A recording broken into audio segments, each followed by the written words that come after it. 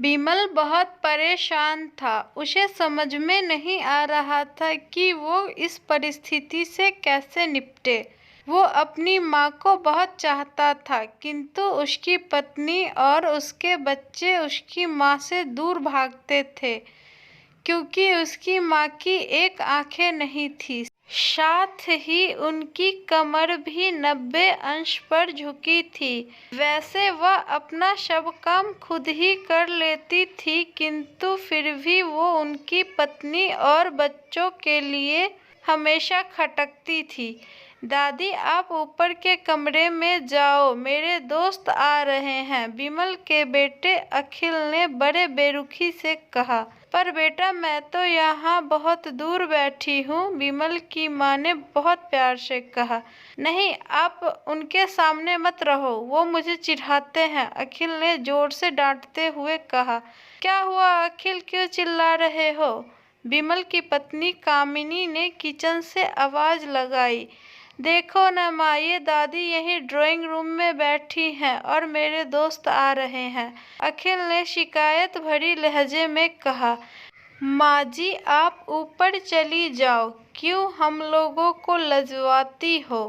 कामिनी ने बेटे का पक्ष लेते हुए कहा।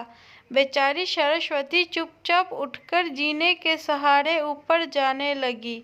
कमर झुकी होने के कारण उन्हें ऊपर चढ़ने में बहुत परेशानी हो रही थी, किंतु वो पूरी ताकत से ऊपर के एक अकेले कोने वाले कमरे में जाकर बैठ गई। बिमल बाजू के कमरे से यह सब सुन रहा था।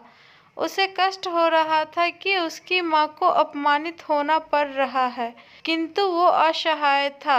अगर वो कुछ कहता तो पत्नी और बच्चे दोनों उनका विरोध करने लगते।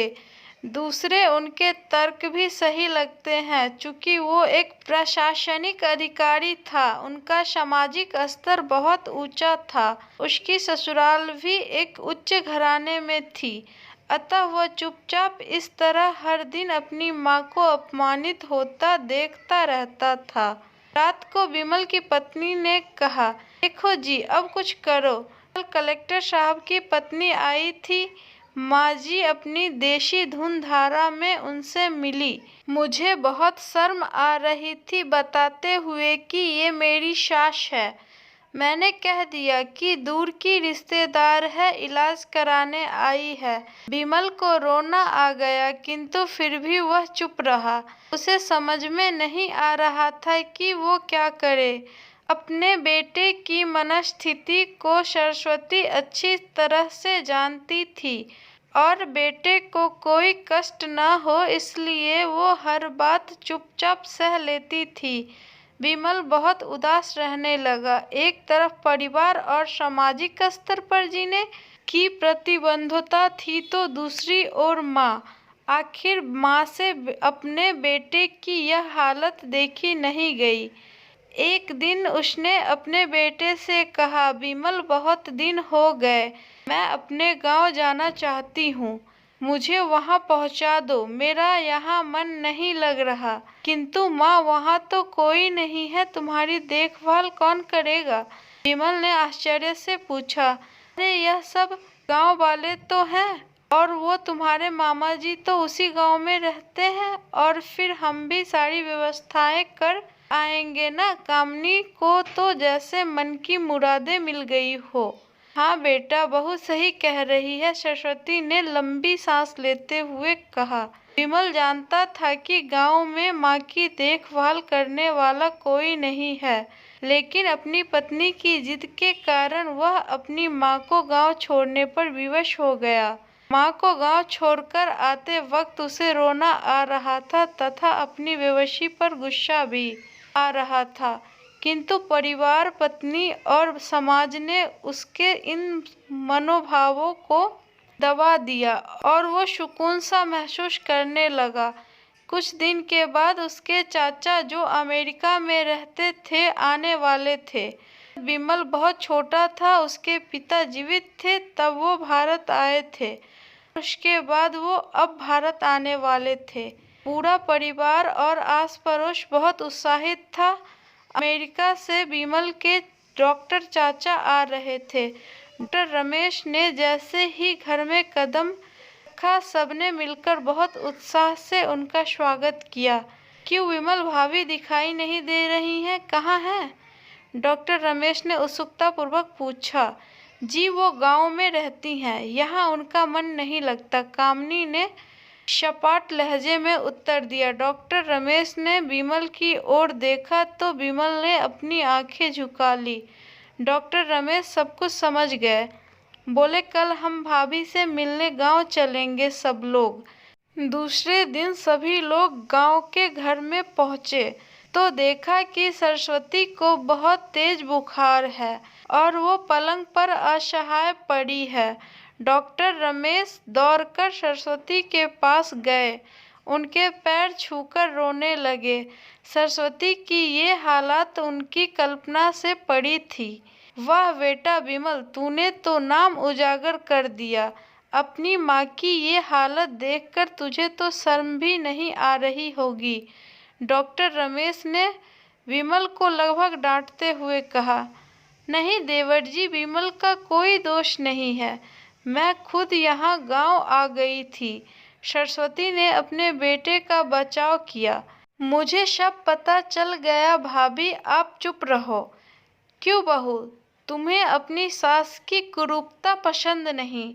समाज में तुम्हें नीचा दिखना पड़ता है ना? डॉक्टर रमेश ने कामिनी की ओर व्यंग से देखा। कामिनी निरुत्तर होकर विमल को देखने लगी। आज तुम जिस सामाजिक स्तर पर हो वो इन्हीं के संघर्षों की देन है। और बेटा विमल, तुम्हें शायद मालूम न हो कि बचपन में जब तुम 1 साल के थे तब छत से नीचे गिरने के कारण तुम्हारी एक आंखें फूट गई थी और तुम्हारी रीढ़ की हड्डी में भी समस्या थी। तब तुम्हारी इस कुरूप माँ ने अपनी एक आंखें और अपना बोन मैरो तुम्हें देकर इतना सुंदर स्वरूप दिया था।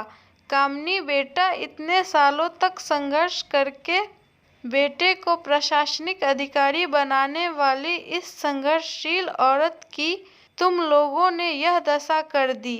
तुम्हें ईश्वर कभी माफ नहीं करेगा।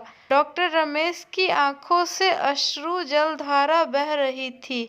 अब भाभी आप मेरे साथ अमेरिका चलेंगी, यहाँ इन स्वार्थी लोगों के बीच नहीं रहेंगी। डॉक्टर रमेश ने सरस्वती से कहा।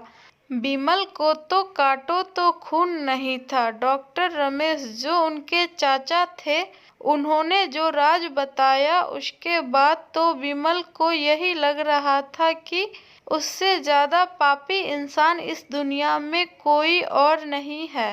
वह दौड़ता गया और माँ सरस्वती के कदमों से लिपट गया। माँ, मेरा अपराध अक्षम्य है, मैं जानबूझकर चुप्पी साधे रहा, आपका अपमान कराता रहा। अब सिर्फ आप ही उस घर में मेरे साथ रहेंगी और कोई नहीं। विमल ने अज्ञान दृष्टि से अपनी पत्नी और बच्चों को देखा। कामिनी को भी बहुत पछतावा हो रहा था, किंतु उसकी हिम्मत नहीं हो रही थी कि वो सरस्वती से आंख मिलाए। सरस्वती ने कामिनी की मनोस्थिति को समझकर उसको पुचकारते हुए अपने पास बुलाया और विमल को डांटते हुए कहा, खबरदार, जो मेरी बहू को मुझसे अलग करने की कोशिश की तो तुझे ही घर से बाहर निकाल दूंगी। कामिनी और बच्चे ने सरस्वती के पैर पकड़ते हुए अपने व्यवहार पे माफी मांगी और माँ के हृदय ने सबको माफ कर दिया। धन्यवाद। आपको यह कहानी अगर अच्छी लगी हो तो लाइक और कमेंट जरूर करें और हमारे चैनल को सब्सक्राइब करना ना भूलें।